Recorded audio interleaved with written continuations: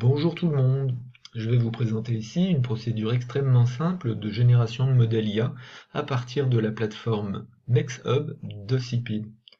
Le modèle qui sera récupéré ici sera dédié au composant K210 que nous trouvons par exemple sur les cartes Mexduino.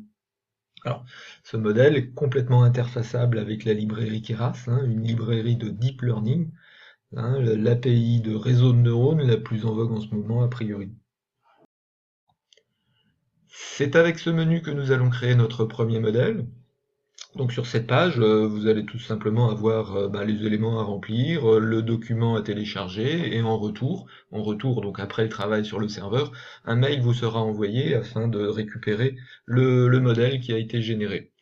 Vous avez ici un lien justement qui propose toutes les caractéristiques techniques du fichier que vous allez devoir concevoir. Notamment donc la nuance entre une classification et une détection est donnée, puisqu'on va pouvoir générer un modèle pour faire de la classification ou pour faire de la détection.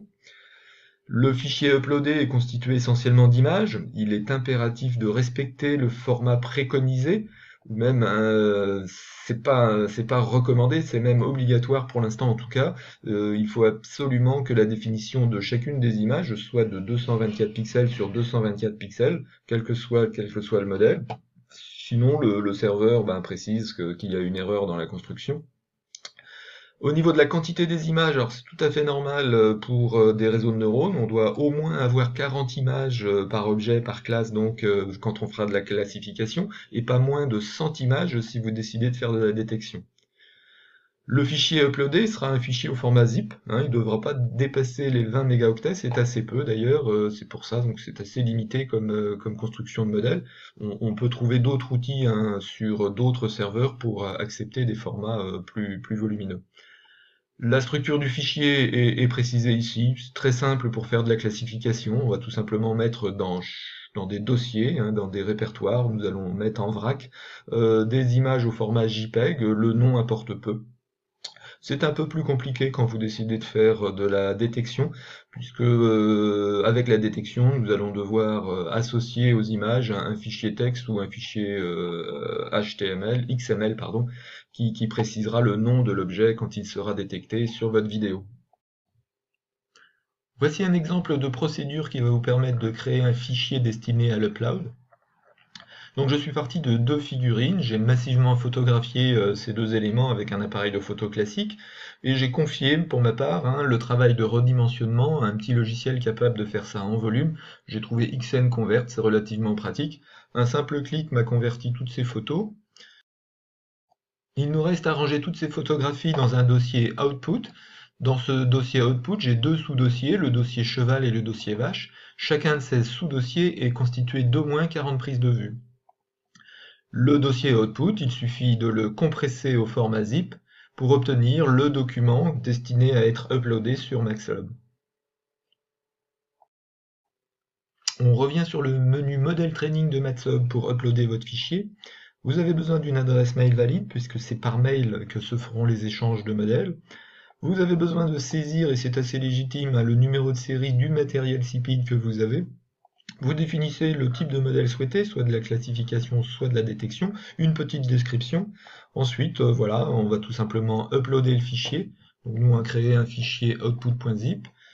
On le télécharge ici et c'est censé partir sur les serveurs.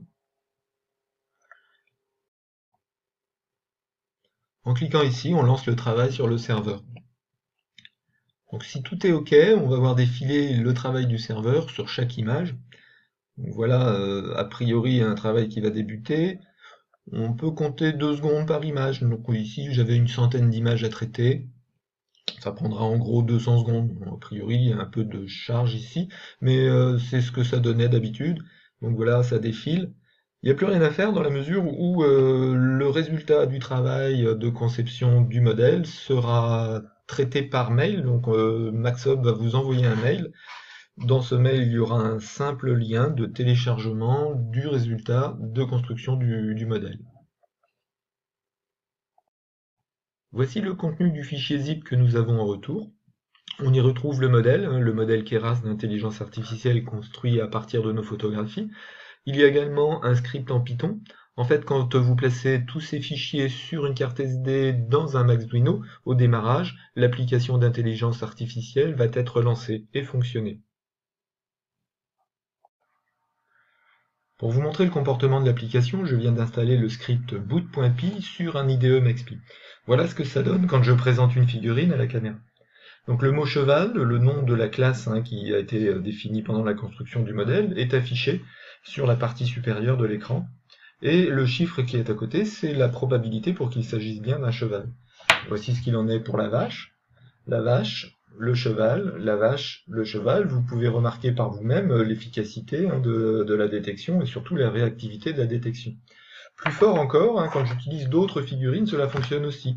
Cette figurine n'était pas dans le lot de photographie qui nous a servi pour faire le modèle. Un autre cheval, par exemple, est aussi détecté. Donc je trouve ça très convaincant et plutôt efficace et surtout très très très facile à mettre en œuvre. C'est un outil très pratique pour faire découvrir l'intelligence artificielle.